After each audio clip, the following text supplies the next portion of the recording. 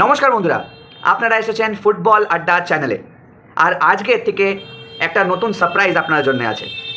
আজকের থেকে আমরা নতুন সিরিজ শুরু করতে চলেছি, আর সেই সিরিজটি হবে top 5 young rising footballers from India. আর আজকে ওই সিরিজের পার্ট 1 হবে। আর এই পার্ট 1-এ আমরা দেখতে চলেছি top 5 rising footballers from north reason of India থেকে।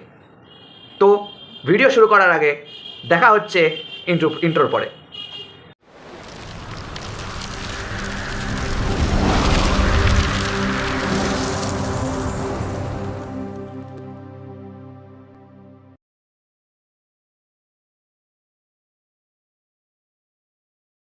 সুমিত রাঠি। এই সুমিত রাঠি এখন ক্লাবে খেলেন মোহনবাগান সুপার জায়েন্টে, আর এনার পজিশন হলো সেন্টার ব্যাক। সুমিত রাঠি নিজের ক্যারিয়ার শুরু করেন অবভিয়াসলি ফ্রম ইন্ডিয়ান অ্যারোজ। আমরা সবাই জানি ইন্ডিয়ান অ্যারোজ আমাদের দেশের ফুটবলার্সদেরকে গ্রো করবার জন্য কতটা হেল্প করেছিল। এই সুমিত রাঠিও কিন্তু ইন্ডিয়ান অ্যারোজের প্রোডাক্ট। দুর্ভাগ্যবশত ইন্ডিয়ান অ্যারোজ পরে গিয়ে বন্ধ হয়ে যায়, কিন্তু এই ইন্ডিয়ান অ্যারোজ আমাদেরকে পিড়ি দর পিড়ি অনেক ভালো ফুটবলার্স দিয়ে চলেছিলেন। এখন কারেন্টলি মোহনবাগানে সুমিত রাঠি খেলেন, কিন্তু মোহনবাগানের সিনিয়র টিমে উনি এখনও চান্স পান না। সুমিত রাঠি রিজার্ভ টিমে অনেক খেলেন, সিএফএল খেলেন, কখনো কখনো যখন সিনিয়র টিম খেলেন না, যেমনি ডুরান্ট কাপের সেকেন্ড ম্যাচে সুমিত রাঠি নেমেছিলেন।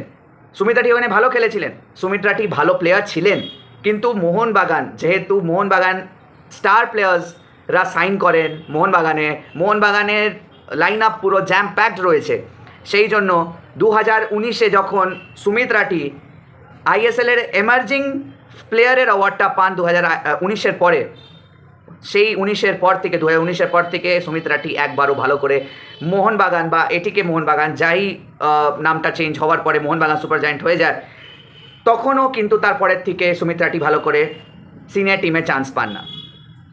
ওনার যদি আমি সিনিয়র ক্যারিয়ারে আমরা যদি লুক ফরওয়ার্ড করি, তো উনি 17-18 সিজনে ইন্ডিয়ান অ্যারোজের হয়ে খেলেছিলেন, কিন্তু একটাও ক্যাপ পাননি ওখানে, বাট সেট আপে ইন্ডিয়ান অ্যারোজের ছিলেন। 18-19 সাল থেকেই এই সুমিত রাঠি এটিকে বি জয়েন করে। এটিকে মিন্স অ্যাথলেটিকো দি কলকাতা 2018-19 সালেই এটিকে বি টিমের সাথে নিজের নাম অঙ্কন করেন এই সুমিত রাঠি। 19-20-তে ইনি এটিকেতে চান্সও পান।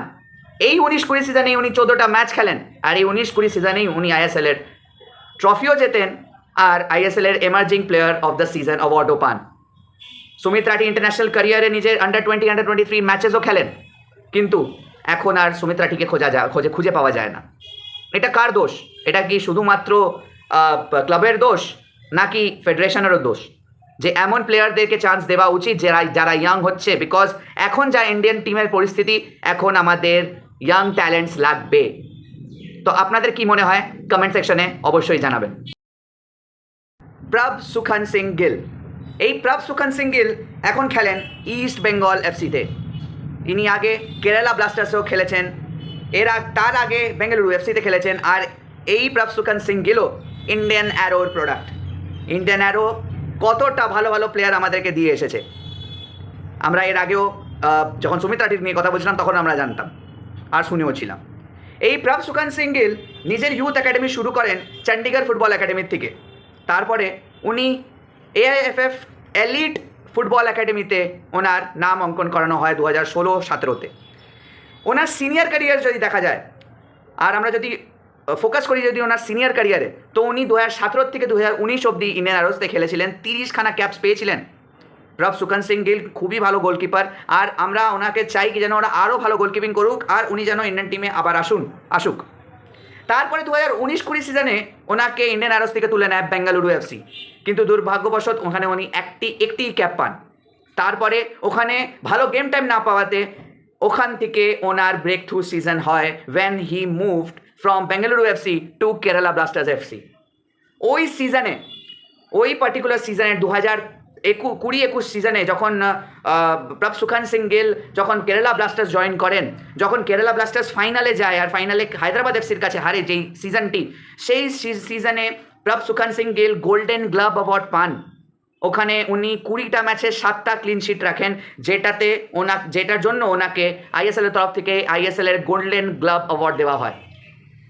ওনার এই ভালো পারফরমেন্সের জন্যে ওনার রেগুলারলি ইন্ডিয়ান টিমে কল আপ আসতে থাকে। আর রিসেন্টলিও ইন্ডিয়া যখন এই ট্রাই নেশন টুর্নামেন্ট খেলছিল মরিশাস আর সিরিয়ার সঙ্গে, তখনও প্রভসুখান সিং গিলের নামটা সামনে আসে, কিন্তু আনফর্চুনেটলি উনি চান্স পান না। তারপরে কেরালা ব্লাস্টার্স থেকে বেরোনোর পর তারপরে উনি যোগ দেন নিজের আর এখন কারেন্ট ক্লাব, বাংলার 3 প্রধানের মধ্যে এক প্রধান ক্লাব ইস্ট বেঙ্গল এফসিতে। আর এই East Bengal FC Kerala Blasters থেকে যখন প্রভসুখান সিং গিলকে নেয়, তখন প্রভসুখান সিং গিল বানেন highest paid goalkeeper of India, যেখানে ইস্ট বেঙ্গল এফসি প্রভসুখান সিং গিলকে দেয় 1.2 করোড় পার ইয়ার। এই তালিকাতে নাম্বার 3 হলেন সুহেল আহমদ ভাট। এই সুহেল আহমদ ভাট এখন খেলেন মোহনবাগান সুপার জায়েন্টে। ইনি কিন্তু এনার পজিশন হলো স্ট্রাইকার। আর আমরা সবাই জানি এখন কারেন্ট সিচুয়েশনে ইন্ডিয়ান টিমের যা সিচুয়েশন চলছে, এখন যখন প্লেয়ার্সরা গোল করতে পারছে না, ইন্ডিয়ান টিম গোল করতে পারছেন না, মানে আমরা লাস্ট ইয়ারের আমরা অ্যারাউন্ড অক্টোবর না নভেম্বর থেকে আমরা গোল করিনি একটাও ম্যাচে। তো আমরা জানি কি আমাদের ইন্ডিয়ান টিমে একটা স্ট্রাইকার বা একটা ফরওয়ার্ডের কতটা দরকার। Suhel Ahmad Bhatt would be the potential front runner in the upcoming years for Indian football team। এটা আজকে আমি প্রেডিকশন আপনাদেরকে দিলাম। এই সুহেল আহমদ ভাট ইনিও কিন্তু ইন্ডিয়ান অ্যারোজের প্রোডাক্ট, কিন্তু ওই বছরই ইন্ডিয়ান অ্যারোজের লাস্ট ইয়ার হয়। আর ওই বছরেই যখন ইন্ডিয়ান অ্যারোজ বন্ধ করা হয়, তখন সুহেল আহমদ ভাটকে তখন থেকেই তুলে নেয় মোহনবাগান। এই মোহনবাগানের জন্য সুহেল আহমদ ভাট 16খানা ম্যাচ খেলেন মোহনবাগান বিয়ের জন্য স্টার্টিংয়ে। এই 16খানা ম্যাচে সুহেল আহমদ ভাট 17খানা গোল করেন। জাস্ট ইম্যাজিন, মানে 1+ গোল পার ম্যাচ। এটা কত ভালো একটা goal scoring record for an individual striker or a forward, এটা আমরা সবাই জানি। কিন্তু দুর্ভাগ্যবশত ইন্ডিয়ান টিম কোনো দিন সুহেল আহমদ ভাটকে কল আপ দেয়নি। একবার কল আপ দিয়েছিল, কিন্তু 26 মেম্বার স্কোয়াড থেকেই ওনাকে বিদায় জানানো হয়। সুহেল আহমদ ভাট নিজের ইন্টারন্যাশনাল ক্যারিয়ারে আন্ডার-16, আন্ডার-17 ফুটবল ফর ইন্ডিয়া খেলেছেন। আন্ডার-16 উনি একটা ম্যাচে একটি গোল করেছেন, কিন্তু আন্ডার-17-এ উনি গোল পাননি।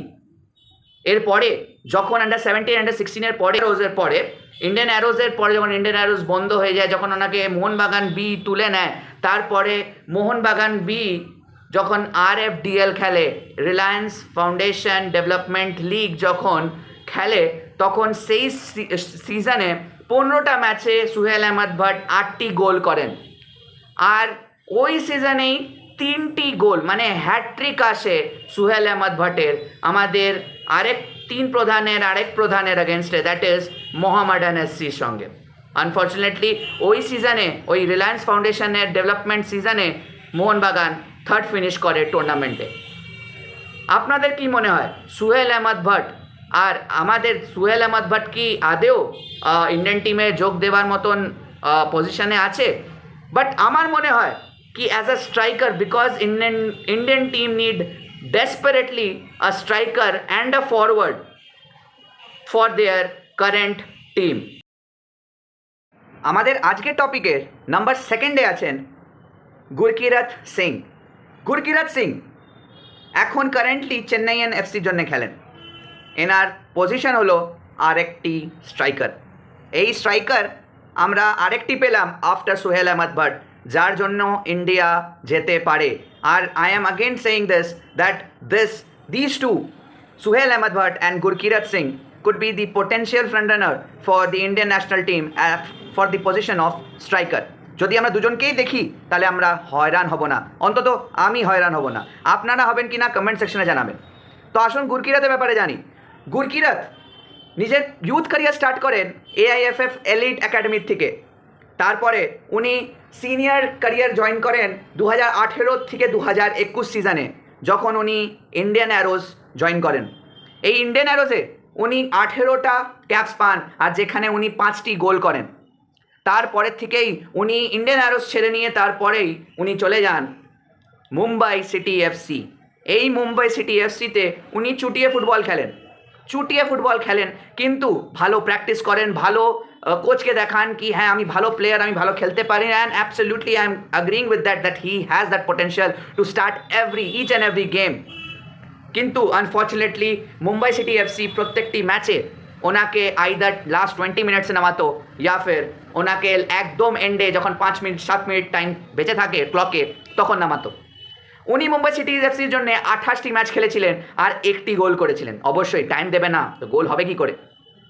টাইম দিলে এই স্ট্রাইকারকে আমরা জানি, আমরা প্রত্যেকটি বার আমরা কথা বলে থাকি যে কোনো ক্লাব হোক, মুম্বাই হোক, ইস্ট বেঙ্গল হোক, মোহনবাগান হোক, মোহামেডান হোক বা অন্য কোনো ক্লাব হোক, কেরালা ব্লাস্টার্স হোক, অন্য কোনো ক্লাব হোক, যদি আমরা সবাই চাই কি হ্যাঁ ফরেন প্লেয়ার আসুক, ফরেন প্লেয়ার গোল করুক, আমরা শিল্ড জিতি, আমরা ট্রফি জিতি, আমরা এএফসিতে গিয়ে নিয়ে ম্যাচেস খেলি, ভালো খেলি, কিন্তু আমরা সবসময় ভুলে যাই কি আমাদের ইন্ডিয়ান টিমটাও ইম্পর্ট্যান্ট হচ্ছে। আর ইন্ডিয়ান টিমের মধ্যে স্ট্রাইকার পজিশনটা কতটা important after when Chhetri retired.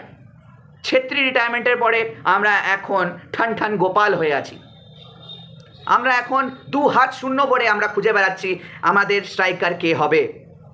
এই গুরকিরত সিং এই নিজের ইন্টারন্যাশনাল যে ক্যারিয়ারটি থাকে সেই ইন্টারন্যাশনাল ক্যারিয়ারে সব থেকে বড় ব্রেক থ্রু দেয় যখন উনি আন্ডার-20 স্যাফ কাপে একটি ম্যাচে উনি 5খানা গোল করেন against Bangladesh in the final.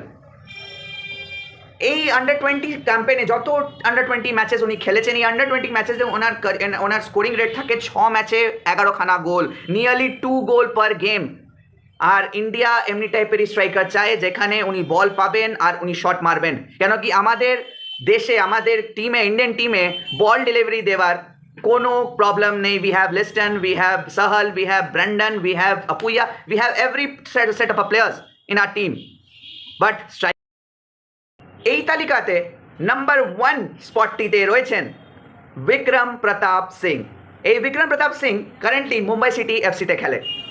এই বিক্রম প্রতাপ সিং যেই পজিশনে বিক্রম প্রতাপ সিং খেলে সেই পজিশনটি হলো ফরওয়ার্ড। আরেকজন potential candidate for future of Indian football.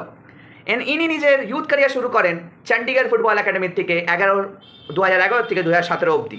তারপরে 2017 থেকে 2018 অবধি উনি AIFF এলিট ফুটবল একাডেমি আর মিনার্ভা পাঞ্জাব একাডেমিতে খেলেন।